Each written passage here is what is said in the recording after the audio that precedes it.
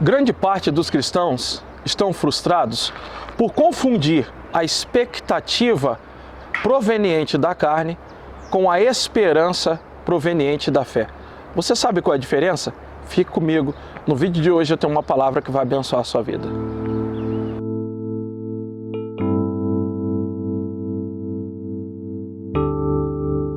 Tiago capítulo 4, do verso ao 13 ao 15, na NVI nos diz o seguinte: ouçam, agora vocês que dizem, hoje ou amanhã iremos para esta ou aquela cidade, passaremos um ano ali, faremos negócios e ganharemos dinheiro. Vocês não sabem o que acontecerá amanhã.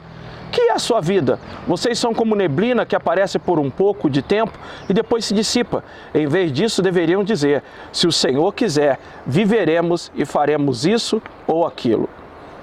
Muitas pessoas acreditam no que elas dizem e geram expectativas com isso. Ficam esperançosas. Coisas que elas pronunciam, que elas acreditam que vão acontecer, ou coisas que as pessoas falam a respeito delas. Se agarram a isso, como se isso fosse uma verdadeira esperança. E você vai ver uma gama de pessoas frustradas. Tem aquelas até que determinam o que vão acontecer. Nós olhamos no livro do Tiago que o fato de eu dizer algo a respeito de mim não vai me levar a lugar algum. Pelo contrário, pode me levar para um caminho até sem volta. E nós precisamos entender a diferença de uma expectativa criada pela carne e de uma esperança provinda da fé. Embora pareça que é a mesma coisa, é totalmente diferente. Nós olhamos no livro do profeta Ageu, no capítulo 1, no versículo 9, só na parte A do versículo, o Senhor diz para aquele povo, vocês esperavam muito, mas eis que veio pouco. Vocês esperavam muito, mas eis que veio pouco. Muitas pessoas estão vivendo como esse povo, criando expectativa de coisas que nunca vão acontecer na sua vida.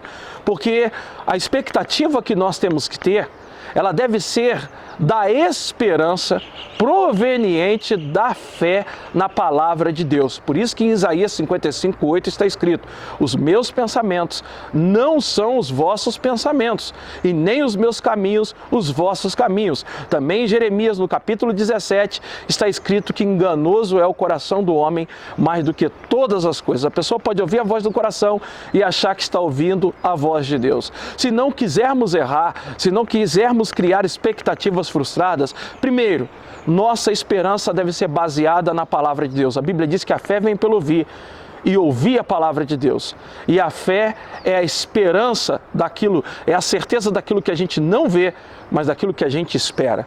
Então, aonde deve estar baseada a minha esperança?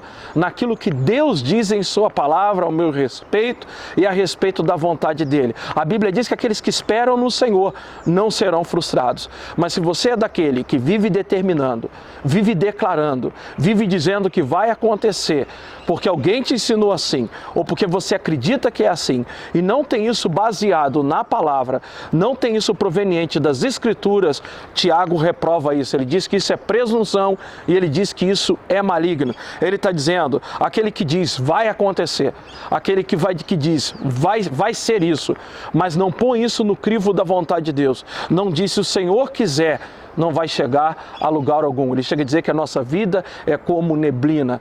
Olhe para a esperança que você tem. Vê se ela se baseia na palavra. Vê se ela tem base bíblica. Vê se ela está formada pelos conteúdos da palavra. Em Ageu, a Bíblia diz que o povo esperava muito e veio pouco. Por quê? Porque eles estavam esperando algo, mas a vida deles não estava pautada nas Escrituras.